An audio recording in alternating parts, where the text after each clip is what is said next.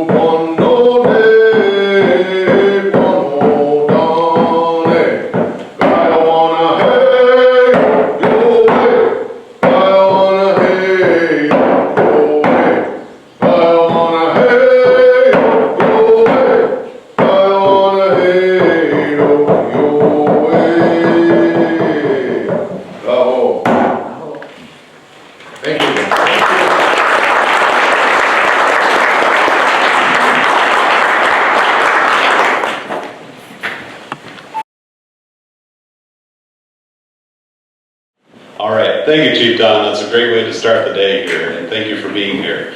Really appreciate your presence. Welcome, everybody. Thanks for coming to the Eastern National Bison Association Summer Conference in New Hampshire. Appreciate everybody coming here. I also want to thank the Eastern Bison Association for collaborating with us on this event, and as well as Yankee Farmers Market, Pitcher Mountain Farm, for hosting us, and the farmer family and your staff for helping us today. You guys are amazing. This is quite the venue for one of these summer events. So I want to recognize a couple of folks in the audience before I forget, one being Carie Starr, your Region 7 National Bison Association Director, who came up here from Ohio.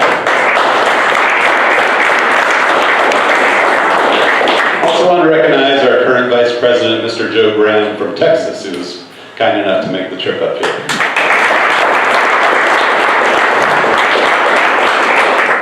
Well, this is a great turnout. I wasn't sure how many folks we would have at this event. This is the first time we've held a Bison Association conference in New England. I grew up in New England myself, so this has been a goal of mine for a very long time, and I'm real pleased to finally have an event here and have such a great turnout. Honestly, I was hoping for maybe 30, 40 people, and we got close to 60. So I'm over the moon about it. So anyway, thank you for making the trip. We got folks coming from all over the Northeast and beyond. And I think we're going to have a wonderful day, beautiful weather here, and I just want to say a few words and give you a quick update on the National Bison Association before we get on with the rest of the day here. So, let's see. This approach to regional conferences that we've done that brought us to New Hampshire, we started a couple years ago at the National Bison Association. We used to have one national summer conference in one location somewhere in the U.S., and rarely did we get back east. And so a couple years ago, we had this idea of, as our business grows, as we got more producers involved across the country, why don't we spend these summer events more locally?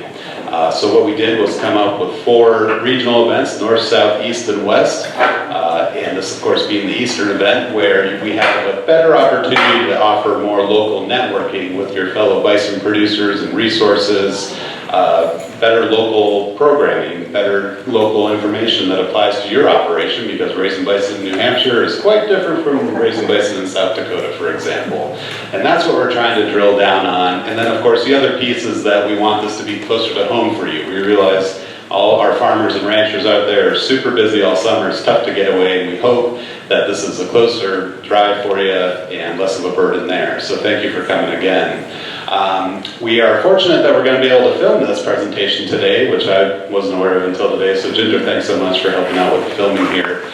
So this will be available later on our website, most likely, so don't jot too many notes down, because it can reference the video for members of the National Bison Association. And I encourage anyone who's not a member of the National Bison Association to consider joining it. It's as low as $100 per year to stay in the loop of our community. Tons of resources if you're getting started in the bison business or working currently, marketing materials, all sorts of things. We are the leading united voice of the bison industry at National Bison, and we appreciate everyone's support there. So just a couple other items. I just wanted to give you an update on what we're up to at the NBA these days. We're very active on a variety of fronts. I just want to mention on the consumer outreach front, we've been very busy doing in-person food events promoting bison, which raises all boats. Every bison producer out there benefits when we're doing this outreach to consumers, educating them about our wonderful product of bison meat and fiber out there. So we've been participating in what's called the Heritage Fire Tour, in which this group goes from city to city and recruits local chefs to cook outdoor on open fire. And we sponsor bison as one of the menu items there, and it's been great. We've been literally from coast to coast, from Miami all the way to California, and lots of places in between. We're also doing a lot of producer outreach as well.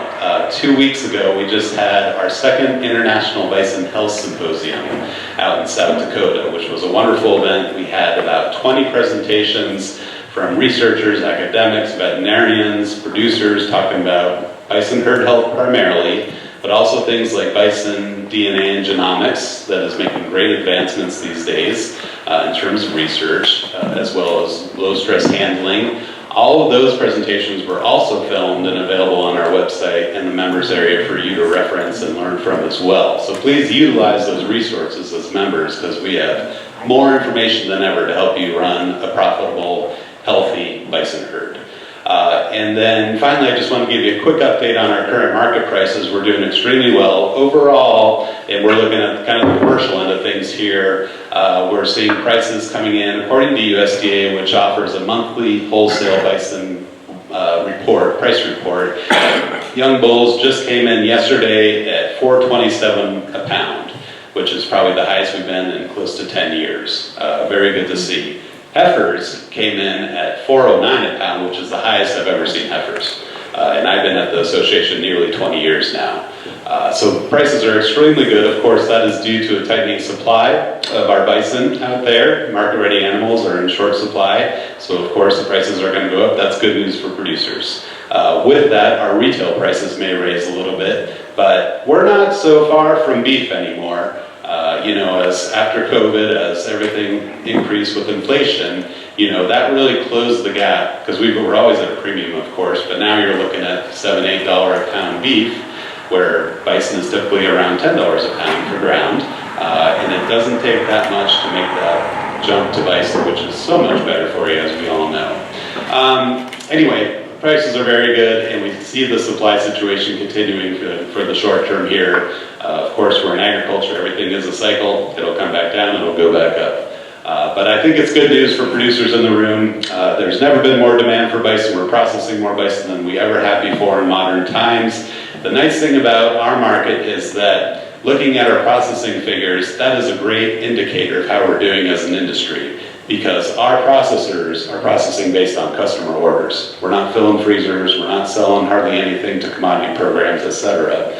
That is all going direct to the consumer. So I think that is a good indication that we are going in the right direction. One final thing on that, because we worry that we're processing too many bison and depleting the herd.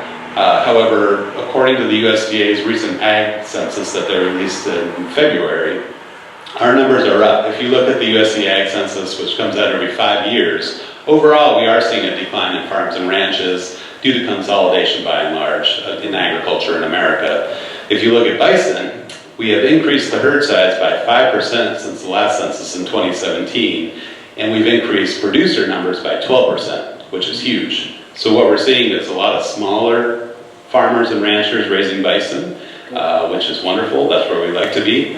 And ultimately, we are growing the herd and we're growing our industry, and it's really going in the right direction. So appreciate you all being here again. A couple housekeeping items before I forget. Kelly informed me just a couple things to keep note of. There are porta-johns, porta-potties just out to the left of the building here. We're going to have lunch across the street. Please be careful when you're crossing the street. As you'll see, these cars whiz by pretty quick. Let's be mindful of that. We do have welcome bags. We didn't want to weigh you down first thing, but the welcome bags do include a bottle of water there. And then if you run out of water, there's a water station to refill those water bottles.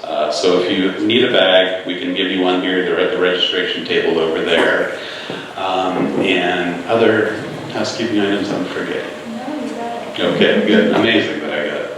So, okay, well, thank you again, everybody. I really appreciate you being here and making this first New England Bison Conference a success. It means a whole lot to me. We've got a wonderful slate of speakers today. We're going to learn about all sorts of things. We're going to spend time in the field, which I always love to do. And I want to have our gracious hosts, Keira and Brian, come up and say a few words, and then we'll hear from our regional director, Carie Starr, as well. So thank you, folks. How are you all? Coffee's coming, I'm sorry. My name is Keira, this is Brian, last name is Farmer, so I always joke that I got a husband and a career. But we welcome you to Venture Mountain Farm and Yankee Farmers Market. We have a couple different farms, locations. One is here, one is in Warner, which is about 45 minutes away, and one is in between, which is in Hillsborough. So we got our start long ago. I think we were 20, well, I was like 24 maybe. Yeah, I started a little bit earlier. I was in high school, and very naive. And I love the fact that there is naiveness. I think to some degree everyone in this room probably got started with a little naiveness of what they're stepped into. And but it's been a fantastic ride. There's a lot to learn. And I welcome you all. I want you to have fun at this event, but also look around. There's some really heavy hitters here. There's a lot to learn, whether you've been doing it, or you haven't done it at all, or you are been doing it forever. There's things to sharpen your tool. When you have these events, it's a nice refresher of, we should pay attention to this. So there's a lot here, and so your involvement is really critical. So take advantage of the opportunity. And we couldn't do any of this without a fantastic family, fantastic team. And the team is everybody in this room. So, maybe you can't remember. And of course the NBA, the EBA. Yeah. The NBA, all the associations, all the different groups. All of our sponsors over here. Please utilize the day and make it count. So. Yeah. So before we get too into it, we'd like to Carie to come up and say a few words about the EBA, and then we'll be back. Yeah. Thank you for coming. I know it's quite a drive for some people. I want to thank the Farmer family for hosting us. We hosted an event last year, so it's a big deal to host an event and a lot of things to get ready for. So thank you guys so much for having us out to your ranch. Thank you, Jim and NBA, for putting this event together. I'm besides the regional director for Region 7, I'm also the president of the Eastern Bison Association. We do 2 educational conferences per year. We have one in September in Cookeville, Tennessee. We have a flyer out there on the table, so we hope to see some of you there. It's very important to be involved in your organizations, especially the National does a lot of work getting the consumers to us. I know that since we started doing the outreach for the NBA, our sales have just gone through the roof. So we have a small bison farm in Ohio. We're direct to consumer, and we have a little bit of agritourism on our farm as well. And one of my favorite things about coming to conferences is networking and connecting with fellow bison ranchers, so I hope to have a chance to talk with you all this weekend. And thank you for coming.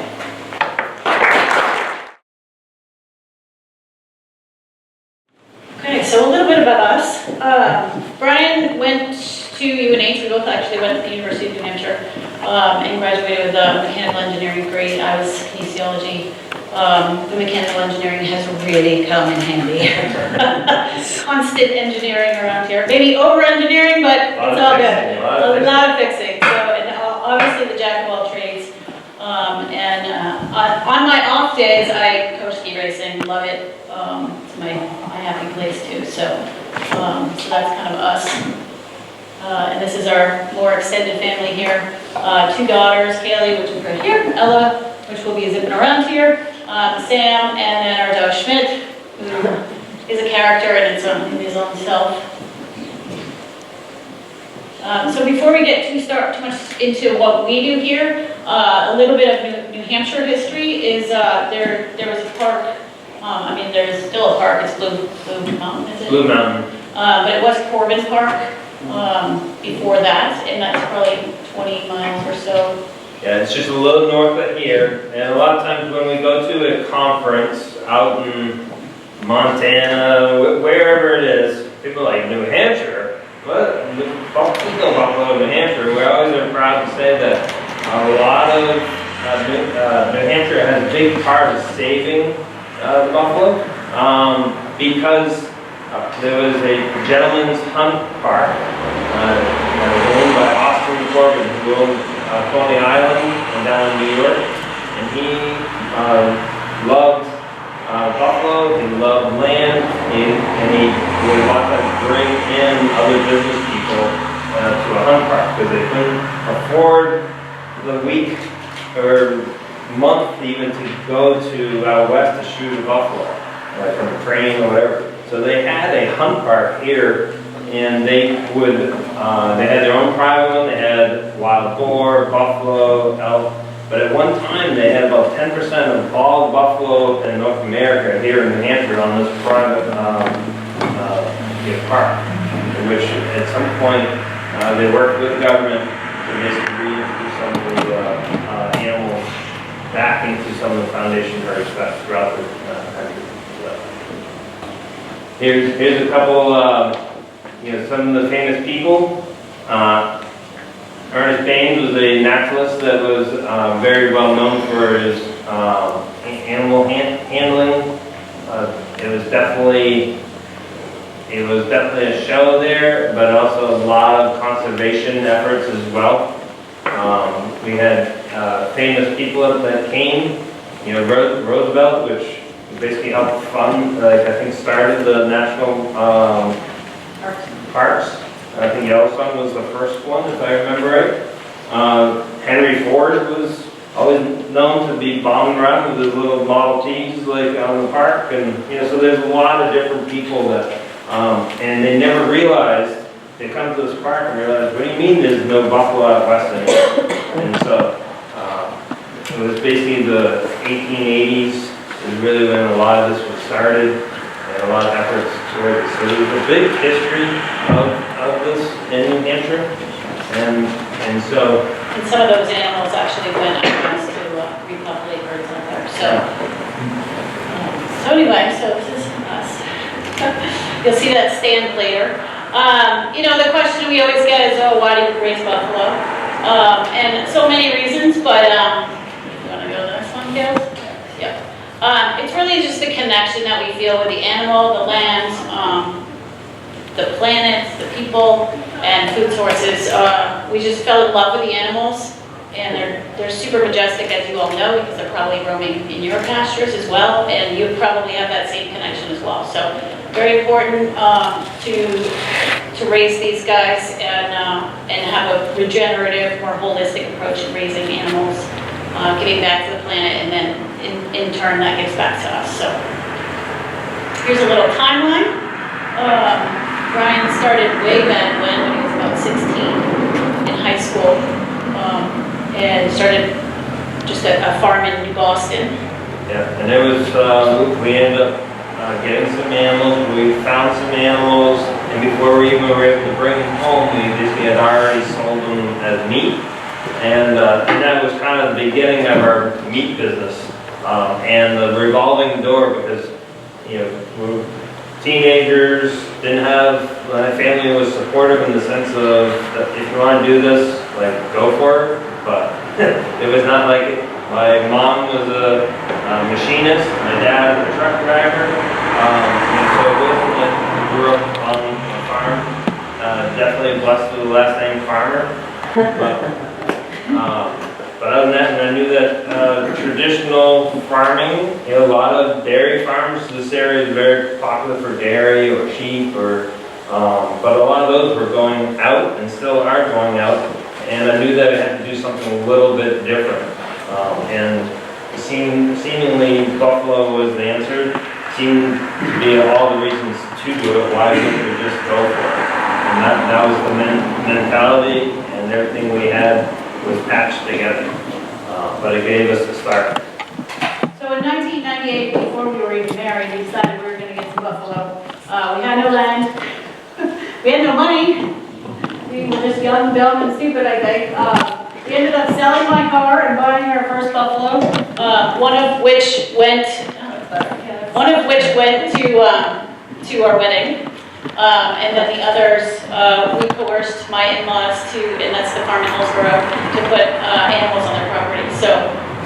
So we did that in 1998, 1999. Yankee Farmers Market was in full swing for whatever that looked like. It was just us trying to figure it out, you know. Coming from a lineage of entrepreneurs, I just took the leap, and Brian was there taking the leap with me. So it was interesting. We've learned a lot by all of our mistakes, I think. But we didn't even have a tractor when we first started. I think we dug all the fence posts by hand. So don't recommend that. Post under all the way. In 2013. We acquired Pitcher Mountain Farm here.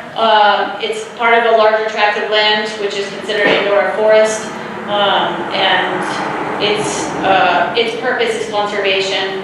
It's a fantastic vision that the family had to preserve this land, and it's about 12,000 acres, so just under. So, and Pitcher Mountain Farm is kind of in the middle of it. So. We have some Scottish Highland beef here. That was what they started back in the 1950s. It was one of the foundation herds of Scottish Highland beef. So, and in 2014, we received an innovative grant for a heavy use area with wood chips. We did that in Warner, and that was a really cool engineering feat. Thankfully, I knew an engineer, and it's still in use today. It works super well, and the idea is wood chips collect the nutrients, and then you can put them out on your fields or whatever. So, and then in 2023, we started our nonprofit Holistic Roots. We realized right from the beginning it was an education for people. Even though our buffalo stand is a covered wagon with all sorts of buffalo pictures in it and buffalo burgers and hot dogs, everybody was like, "How spicy is your chicken?" And so it was like, okay, we have to start from the very beginning. We don't raise chicken, we raise buffalo. And then we just recently partnered with the Abenacki, helping Abenacki, and we're raising some animals for their people, for food sources for their people. So that's the basic timeline. So this is us here. We'll go through this real quick. So because I sold my car, I had no mode of transportation, so I decided to ride Brendel, our buffalo, who was our pet buffalo. This is our house from way back when, and I don't know if you can point, oh wait, go back. Oh, shoot, sorry. Yeah, that was our store. Right here. It was a dining room, that we had a curtain and a box freezer, and again, that's what we had, so. It really amazingly worked really well. As our family grew, we had kids bring their toys in, and some of our customers customers today talk about it. It's like, I remember holding your baby while you were getting meat out of the freezer, and so, but it gave us a start. And we were running a retail business out of there. We were shipping meat. We were doing concessions. We were selling to distributors, and so it all started there. It developed into this, and thankfully I knew a contractor. Thanks, God. And my husband and my we drag all family members into this, but we built this barn here, and in it has a store. This is our store here. We're open 65 days a week, and we do all the operations. Becca and Ginger man the fort over there. So these are some of our missions. We really, customer connection and providing good quality food to the local community is really the key of what we do. I really appreciate the health and nutrition of raising such a quality meat, and we see the health benefits with human health as well. So that's a really big part of why we do what we do, and some of our core values here. And again, education was always a biggie. Quality, always trying to reinvent the wheel with the quality and get better at each and everything that we do. So, and just being responsible. So this is our umbrella under Yankee Farmers Market. We have a Farm and Warner, a retail store location. We have an online store where we ship the concession stand, which you'll see later. We offer a meat CSA share and ship that within New England mostly, but also people come and pick up at the farm. We do some wholesale sales, so we sell to meat co-op, meat specialty food shops, butcher shops, and co-ops, restaurants, that kind of stuff. We still have our farm in Hillsborough. We do some farm consulting, and Yankee Farmers Market manages Fisher Mountain Farm here, and we also manage the Abenacki Bison herd as well.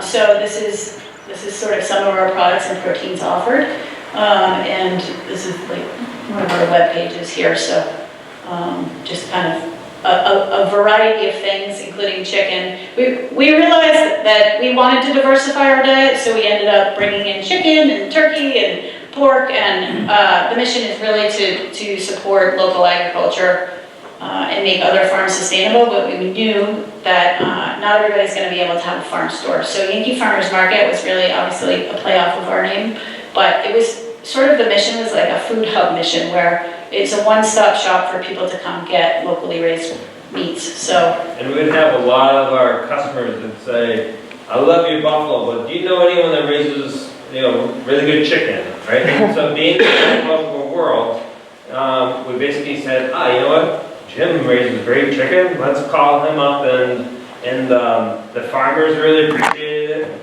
The customers really appreciated it, but a lot of them actually came back to us and said, any way that you could add it to your portfolio. So then we ended up basically promoting it, and then buying the animals from them, having them processed, marketing it either under their name or ours. But basically putting our stamp of approval of these guys do a really great job.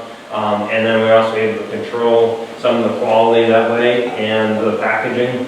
And it helps support a bunch of other farms in the local area. You basically can't do everything well. So if someone's doing well with it, we promote them. So the concession stand. We go to probably 6 events. I think we used to do 30. That was nuts.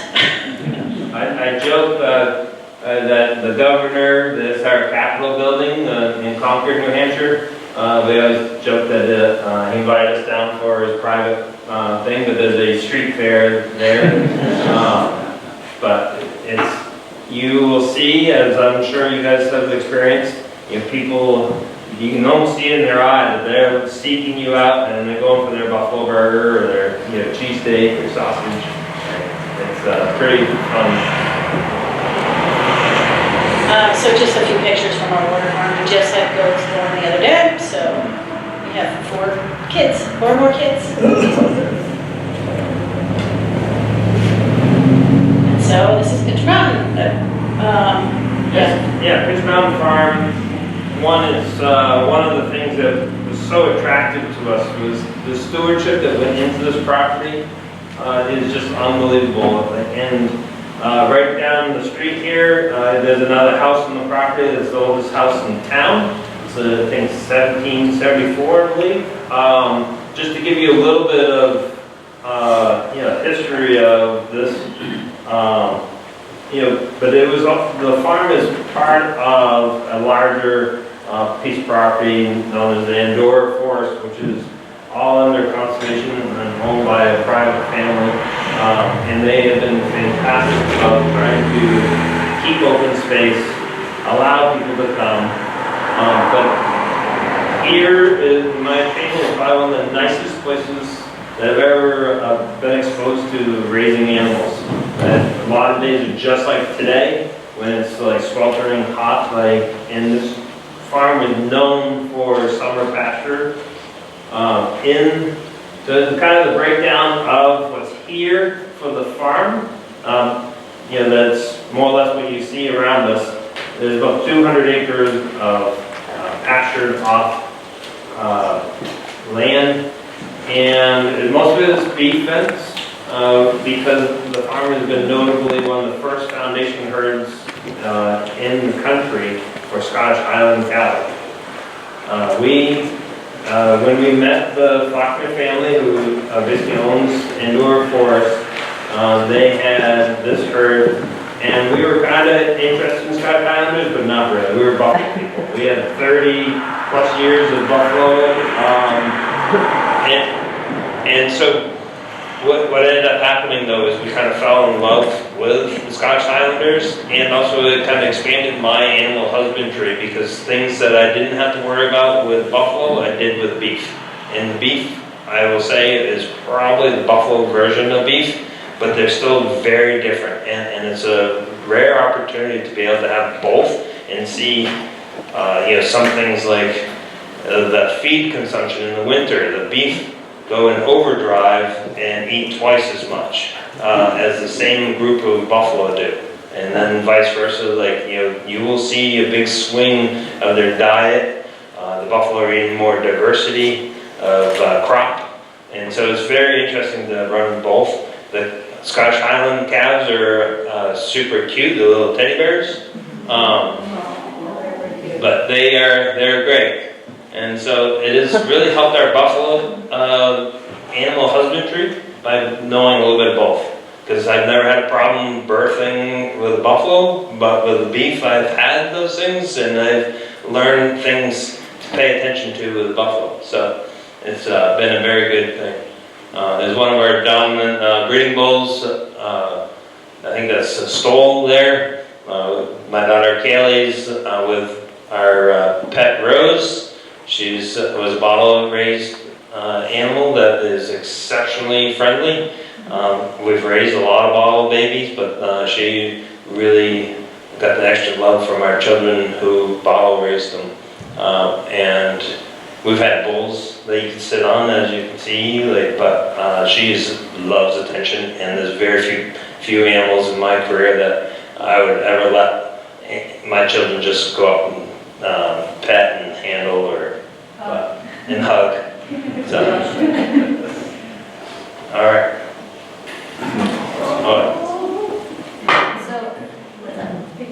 Yeah. So this was one of the very early spring calves. I think it was February. Yeah, February where he was born, and it was gross, disgusting New England day. He was shivering out in the pasture, so we brought him in. We're hair drying him. He's literally in our store. And I did about a 22-second video clip of this guy, and I was like, I'm just going to throw it on Facebook and see what happens. My few friends on Facebook will love it, right? Well, it went viral. It got picked up by all over the country and all over the world, really. And there were lovers and there were haters, and it really steamed up the conversations of whether people should eat meat or not. I think we got accused of being a veal farm, and this little guy was going to be taken to the butcher right away, and then also that where's his mom? He should be with his mom, and I mean we returned it within 4 hours. But he was super cute, and Yeah, 22 million hits. I know. It was crazy. Like the Associated Press, there's actually some newspaper articles over there about it, but yeah, it was crazy. Oh, okay, so his name is Diego, and it's named after a Spanish boy who was turning 8. 5, sorry. And so anyway, it was part of our, yeah, it's all he wanted for his birthday was to name this cat, so we named him Diego, but anyway. And so then, as I had mentioned, we started Holistic Roots last year with the idea of very education-based health and wellness of all things, not just the animals and land, but also people. It all interconnects. It's super important that we take a look at our food systems, how we're growing our foods, and how that's affecting human health, animal health, planet health. And so the hope here is to really develop this as an educational center, collaborate with people like yourselves. I appreciate you all coming today because we checked the box on having a community event and collaborating with some great people, and I really appreciate that. So that's Holistic Roots idea, and then here's sort of some of how we're getting started in it is doing some educational workshops and conferences like this here. We have an Adopt a Buffalo program that helps to offset the feed costs for the Abenacki tribe. We're trying to restore the farmhouse here, and we've implemented some workshop series. Last year, we were lucky enough to have Ken Burns, famous documentarian, who lives actually about 20 miles from here. And the Wall Street Journal came to do an article on him, and he was such a delight. He was such a nice guy. He stayed for hours. We had dinner with him. He was fantastic. He was fantastic. So the Wall Street Journal came up from New York with their photo crew, and they pulled me inside and said, we need to be prepared for Ken Burns is a heavy hitter. We might get 15 minutes with him, so we need to get our shots and get in and out, just in case he's booked elsewhere. And he ended up staying with us for like 3 or 4 hours. We had so many laughs. He was calling his children to just, you won't believe where I'm at, and he's videoing, FaceTiming. It was super fun. Of course, Rose stole the show. He would have loved to be here today as a guest speaker. However, his schedule is fully booked, and he's actually in California. He basically sends his best regards. I had a conversation with him last week, and so he's very excited to know that you guys are all here, and this is a very special place for him, being close by. And so definitely watch this documentary if you haven't already. Lessons learned. Yeah, so many lessons learned. Boy, I love that picture. That says it all. And it doesn't matter what species. We've had pigs, we've had buffalo, we've had all these different things. And that picture is very similar. Of sometimes your plan isn't what they have planned. But one of the funniest things I think my father-in-law said was like, you got livestock, you got dead stock. And it is true. I mean, just things happen on the farm that is out of your control. You'll find animals stuck in feeders or punctured lungs or, calves that need help or whatever. So, I think what happened was right in the beginning, our beloved pet, Rendell, ended up getting gored, and we lost him for that. And since that day, it was like, okay, we got to remember what we're doing here and that we have animals and things can happen like that out of our control. So, just a couple of different things is, cash flow is always so important in any small business.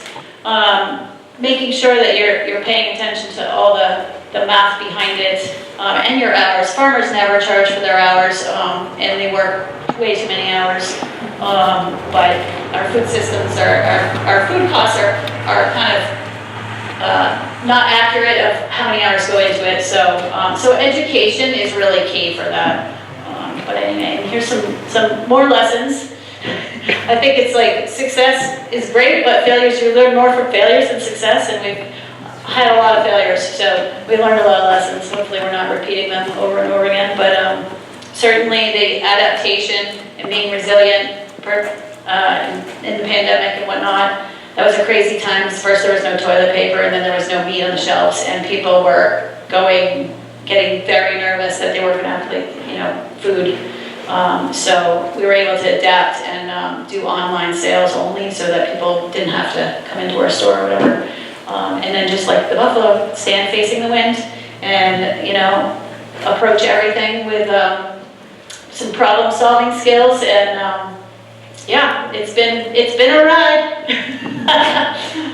And nothing will necessarily, it takes a lot of discipline, and you need to adjust.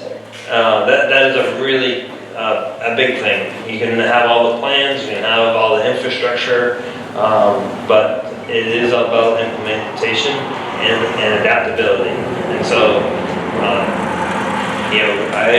I kind of joke, but I'm pretty serious about it. Like, I was a punk, teenager when I started. I didn't have anyone really that I could copy and ask the questions, and kind of as part of why this conference is in New England is that problems that are here are different than other places in the country, and so that is a really important thing.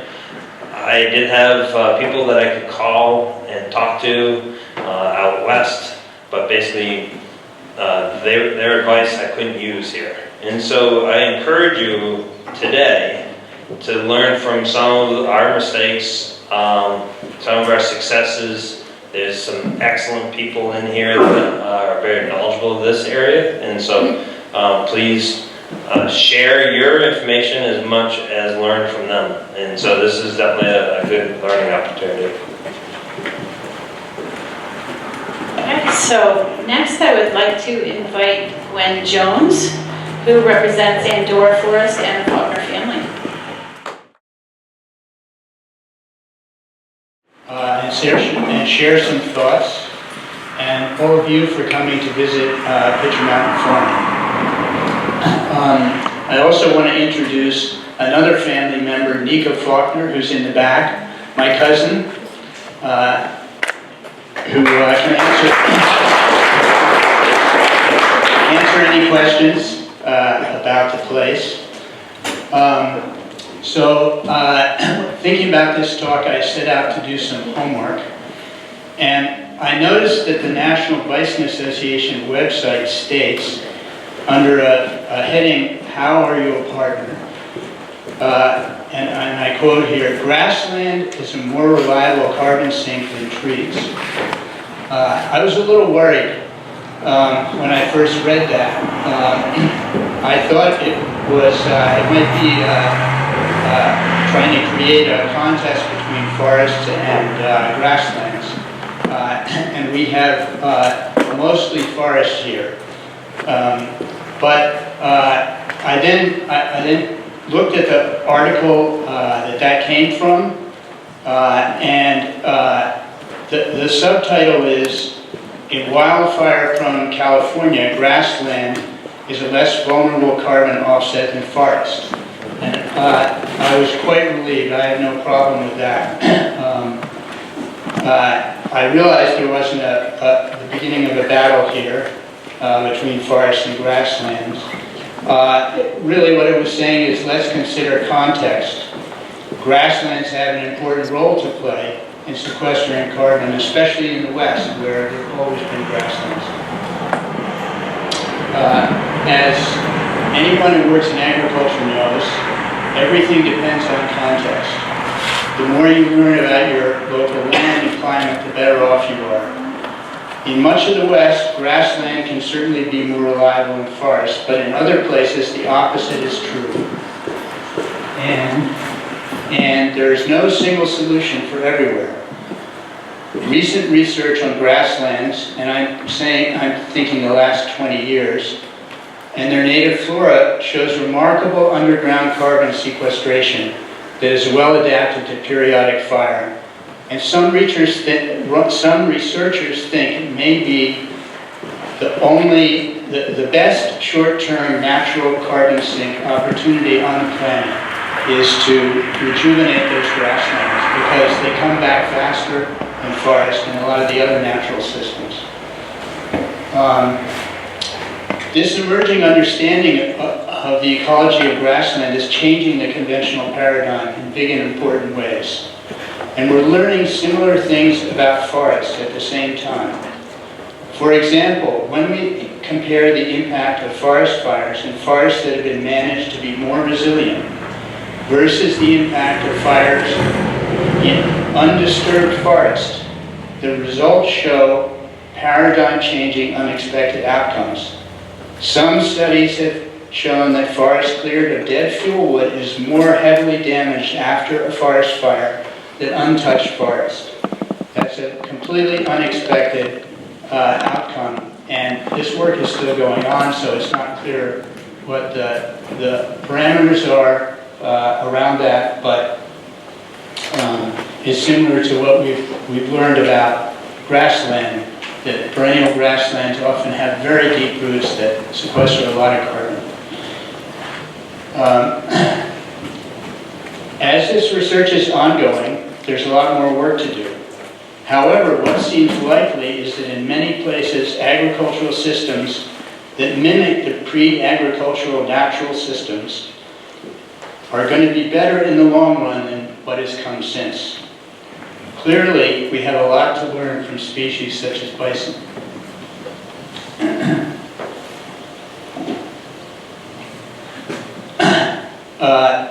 These emerging ideas about the complexity of our ecological context were the kind of thing that I think my grandparents, Jim and Mary Faulkner, would have appreciated.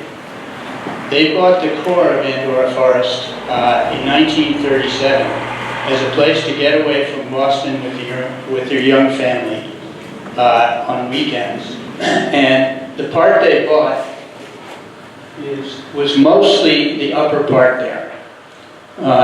And it was about half the current acreage. They decided to open the land to others who wanted to enjoy the outdoors, and they started to look into how to harvest trees in a sustainable way. At the time, wood harvesting usually meant clear cutting and then walking away and leaving the forest to recover on its own. As my extended family members and I think about the future, we look to that legacy of stewardship by Jim and Mary Faulkner. Now that climate change has emerged as the critical planetary challenge of our time, we feel we have an opportunity to preserve the forest as a key asset in sequestering carbon and supporting the biosphere.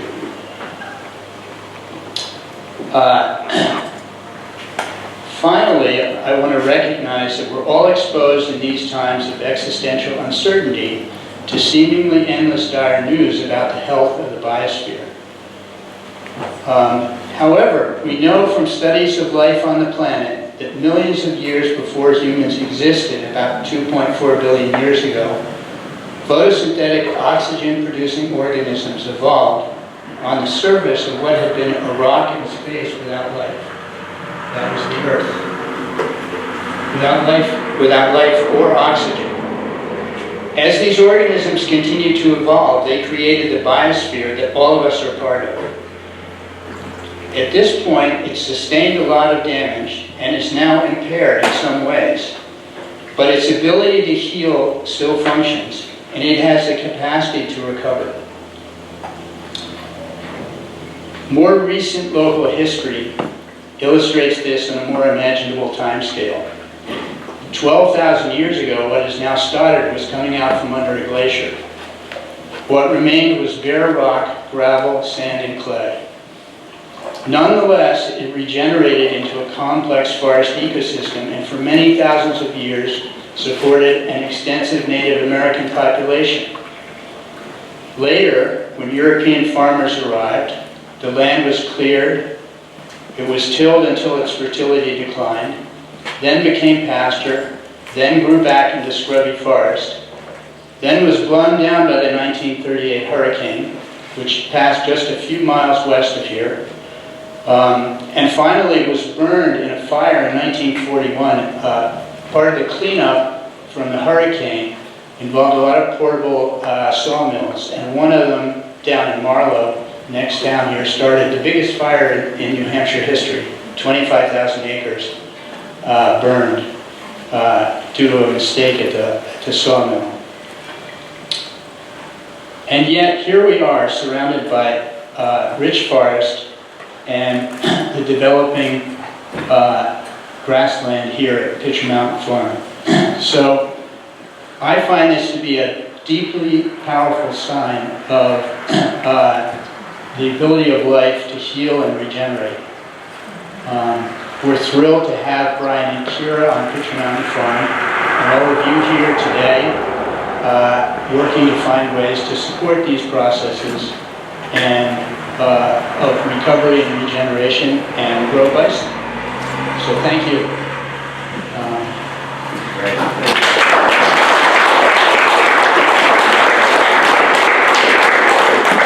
Any questions? Any thoughts? Can you talk about the wildcat? Yeah. Yeah. Okay, other things we have here. Thank you. Sure. Other things we have here are, we have a pick your own blueberry operation, which is going on now right down the road. We have several areas of blueberries, but the largest one is about 20 acres. And we have a 2-mile dirt road that goes to it, and we have that road open now so people can come and pick berries. Wild high bush. Right. Thank you. Wild high bush. No chemicals. We just let them grow. We clear some trees out.